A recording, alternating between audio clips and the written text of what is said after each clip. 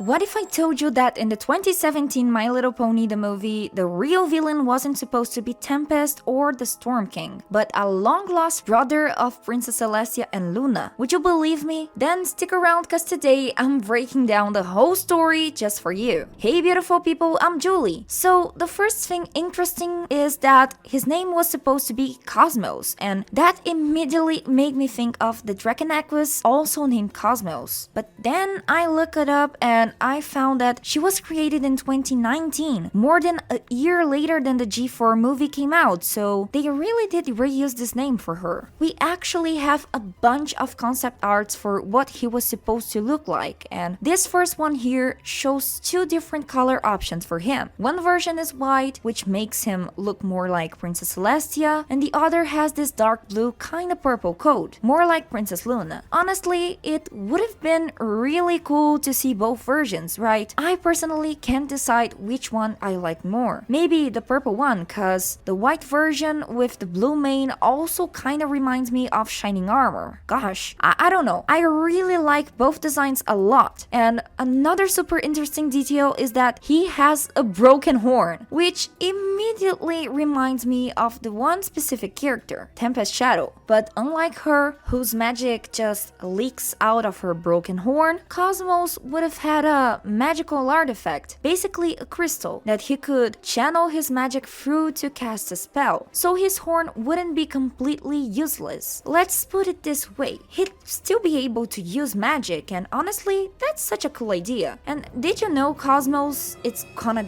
grab your leg at night if you don't subscribe to the channel? So hit that subscribe button. You can also see that he was supposed to have a bunch of different horn designs using the crystal, and apparently he was really into robotics too. I mean, just look at this image. He's got a mechanical leg and even a robotic eye. In both versions, one eye is normal and in the other is a mechanical. And in the armored version, he's got his full-on cyberpunk vibe going on. Plus, some kind of mask that opened up to reveal his face. But the artist also experimented a lot with his overall design. Seriously, look at how many different versions they are. It barely even looks like the same character sometimes, and a few of them honestly look more like a female character, like a sister instead of a brother. Mostly because of the main style, you know? I absolutely loved all these designs though, and let me know in the comments which one was your favorite among these. In the same image, there's also a version where he would have been used a staff instead. So instead of channeling the magic through his horn, the crystal would be attached to a staff, and he'd use it to cast spells and stuff like that, which is actually really similar to the Storm King's staff. And honestly, that makes sense because this character was basically the movie's original villain concept. Unfortunately, they scrapped him and then created the Storm King and Tempest Shadow based on the parts of his design. Boo-hoo! And we still don't know exactly why he was scraped, but you can clearly see that Tempest Shadow inherited a huge part of his design. The body type, the slimmer and more elegant look, the scar on his face, and of course, the broken horn, which is the biggest similarity. I'd even say they kept some of his aggressive personality too, because just from these images alone, you can tell he probably would have been a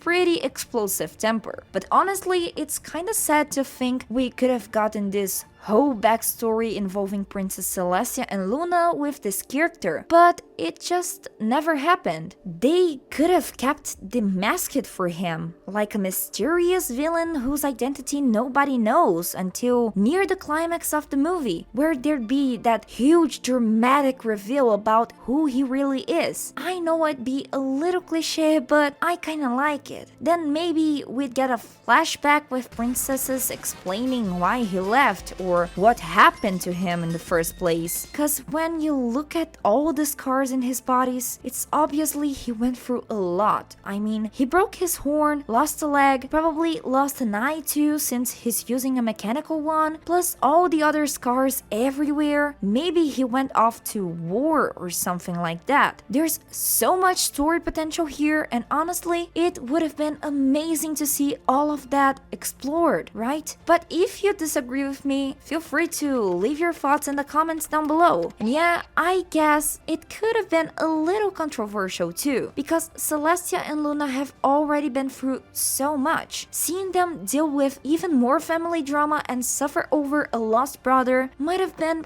pretty heavy, but I still think that would have been a way more interesting than the whole Stormy King storyline. He was basically a character created out of nowhere just for the movie, with zero connection to any existing characters. The one cool thing he did bring was expanding the world of My Little Pony, since the movie explored creatures like Abyssinians, the Diamond Dogs, and the birds from Clue Town. But honestly, nothing was stopping the princess's brother for doing the exact same thing. He could have still been the kingdom-conquering villain who eventually returned to Equestria looking for revenge against his sisters or something like that. Personally, I think that would have been way cooler than Storm King. Everyone who agrees with me, breathe. Hasta la vista.